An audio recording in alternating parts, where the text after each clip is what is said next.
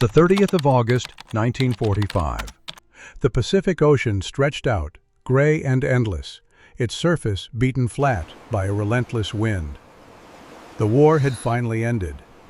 On the deck of a United States Navy transport ship, a group of Japanese women stood huddled together in thin clothes, their bodies swaying with the rhythm of the sea, their eyes wide with a deep uncertainty. Some were nurses captured on remote Pacific islands. Others were clerks or civilians caught in the chaos of surrender. Their faces were pale, framed by dark hair knotted loosely, their expressions worn down by the exhaustion of a broken nation.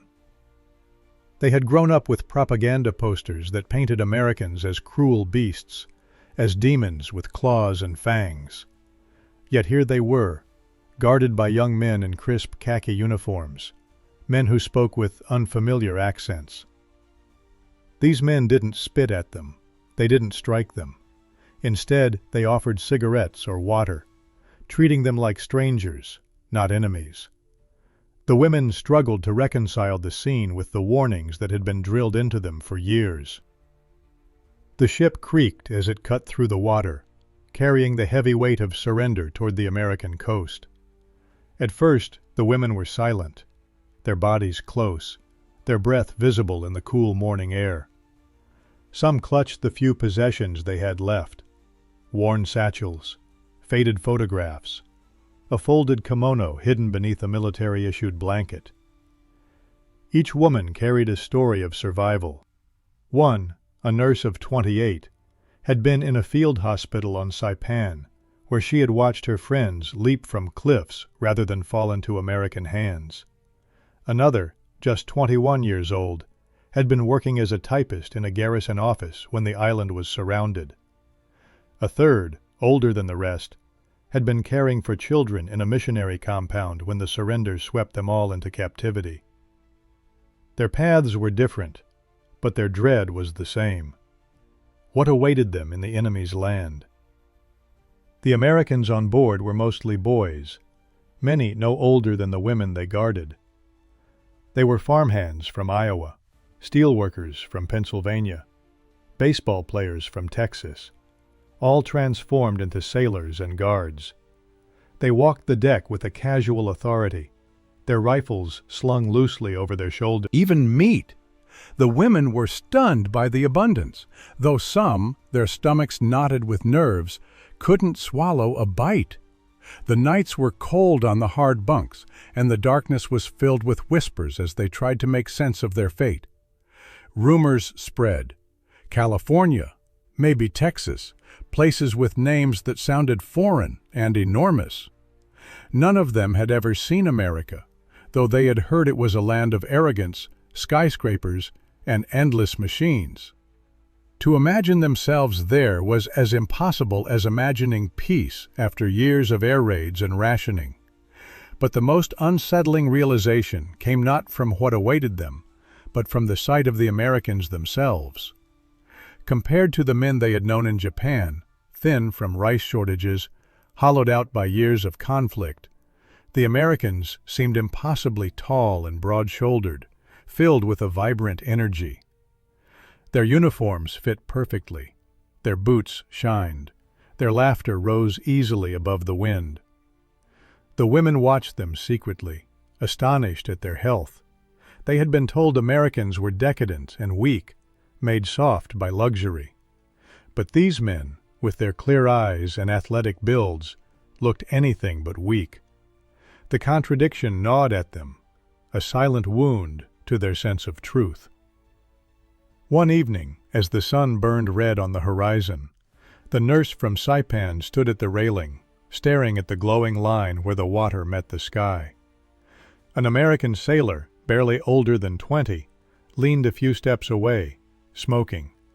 For a long time they stood in silence, two figures from opposite worlds. When the sailor finally spoke, his voice was gentle, almost shy. "You'll be safe there." She didn't understand his words, but his tone carried something she recognized. It wasn't menace, it wasn't hatred. It sounded, impossibly, like kindness. She turned away quickly, unsettled by how human he sounded. Inside the cabins, the conversations grew bolder. One young woman whispered that the guards looked like actors from American films she had glimpsed before the war. Another said she found their smiles frightening, too open, too free. A third admitted that the tall soldiers made her feel small and invisible, like a child. They laughed nervously. Instead, they witnessed the rituals of a normal life. It was disarming, confusing, and strangely painful, as it reminded them of what their own brothers and husbands might have been if the war had not consumed everything. On the morning of the 30th of August, the shoreline finally appeared. First a faint line, then a shape, then the unmistakable outline of America. The women pressed against the rails, their hearts quickening. For some, fear surged anew. What trials awaited them in this vast enemy land? For others, a spark of curiosity flared. The tall guards stood near them, gazing toward their home, their postures relaxed, as if they were returning from a long shift rather than from a world war. The contrast was almost unbearable. The prisoners were crossing into a land they had been taught to hate, a land that would now decide their fates. And yet, standing beside them were men whose very presence contradicted every warning they had ever believed.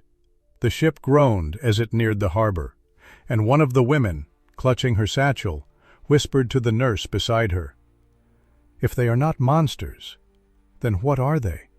It was a question heavy with both dread and wonder. The nurse had no answer. She could only stare at the American docks rising from the horizon, where more soldiers waited, taller and stronger than she had ever imagined. Her pulse quickened. The journey across the ocean was ending, but the greater journey was only just beginning. The harbor rose from the mist like both a promise and a threat. Wooden piers stretched deep into the water, where cranes swung lazily overhead.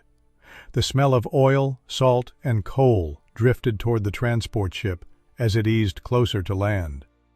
For the Japanese women on deck, every detail carved itself into their memory. They clutched their worn satchels and stared through the fog at the figures gathering along the docks. Rows of American soldiers stood waiting, their uniforms pressed and clean, rifles resting casually on their shoulders.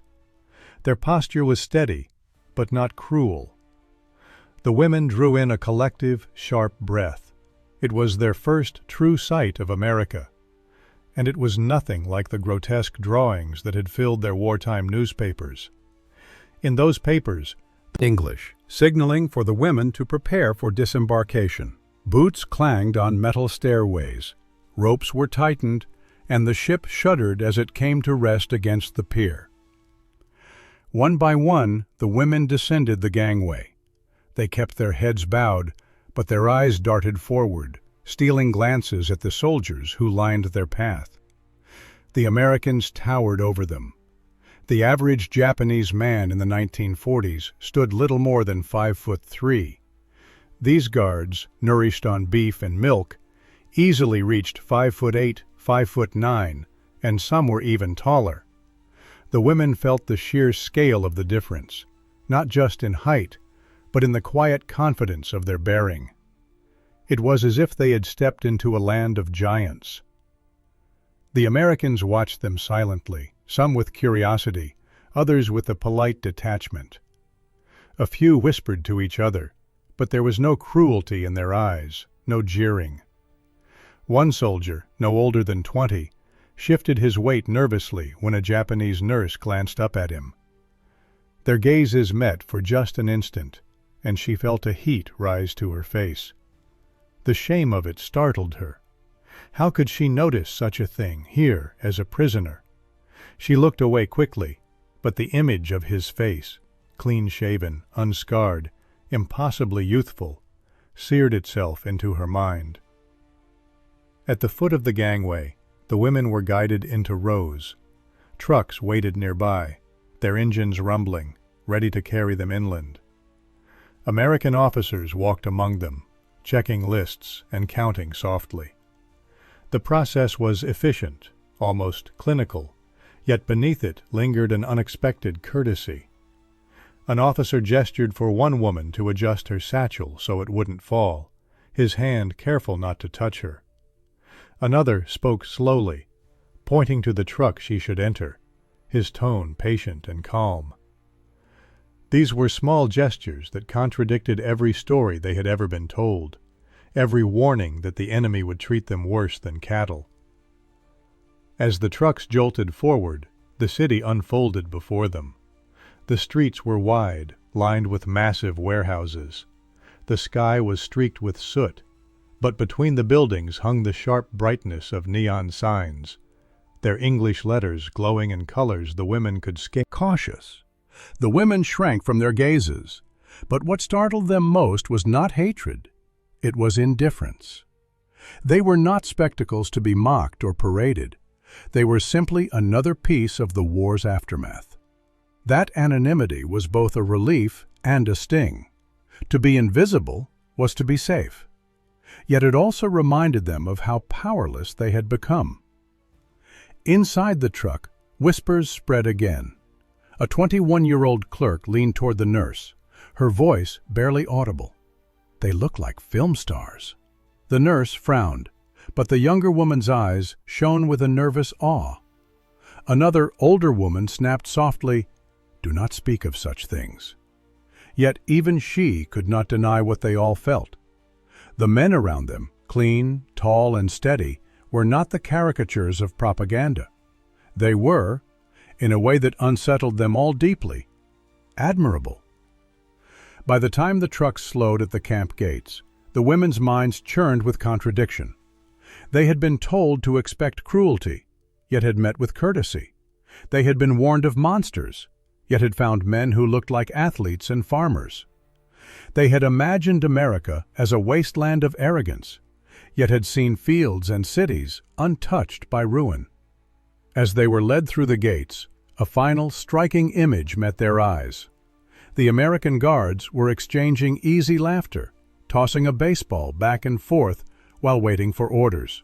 The ball arced high in the afternoon light, caught by hands that seemed completely unshaken by war. The women stopped for a moment, watching.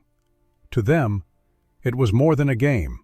It was proof of something both terrifying and alluring, that America had endured the war with its vigor intact, while Japan had crumbled into ashes. The gates clanged shut behind them, but what lay inside was not the grim barracks of their imagination. The American camp stretched across rolling fields, its wooden huts neat and aligned, its fences tall but not menacing. On the first morning, they were woken not by shouts, but by a gentle bell. They lined up hesitantly for breakfast. Each tray was filled with things that were almost unthinkable after years of scarcity.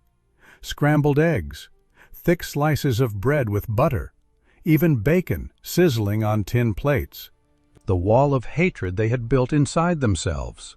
Yet, the transformation was not without pain.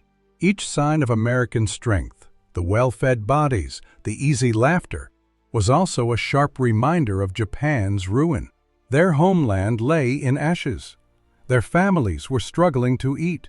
To see their captors thrive while their own kin had perished was an agony that was difficult to bear. Gratitude for their treatment lived side by side with a deep resentment for their defeat. Both feelings were heavy, and both were true. As seasons turned, whispers of release began to spread. The war was long over, and repatriation was coming. For many of the women, the thought of returning to Japan was bittersweet. They longed for home, yet they feared what home had become. News filtered in of rubble, hunger, and a nation reshaped by defeat. Strangely, for some, the fences no longer felt only like a prison. They now felt like a shelter from the harsher reality that waited for them beyond. When the day of departure finally arrived, the women gathered their few belongings. The nurse looked back at the camp one last time. In her memory, it was not the fences that remained sharpest. It was the smell of bacon in the morning, the feel of hot water from the showers, and the sight of tall soldiers tossing a baseball in the sun. As the trucks rumbled back toward the port, the women whispered to each other, not of monsters, but of men. "They looked like film stars," one said again, this time without shame. "They treated us better than we ever expected," another added softly. The nurse remained silent, her eyes fixed on the road ahead. She felt a profound shift inside her, a recognition that the truth of the world was far more complicated than she had ever been led to believe. At the harbor, the ships waited, ready to return them to the ashes of Japan. The women climbed aboard, their hearts torn. Behind them, America receded, a land of contradiction, of defeat and unexpected mercy, of tall, handsome men who had shattered every story they had been told. As the ship's engines roared to life, the nurse pressed her hands together. She knew one truth would remain with her forever.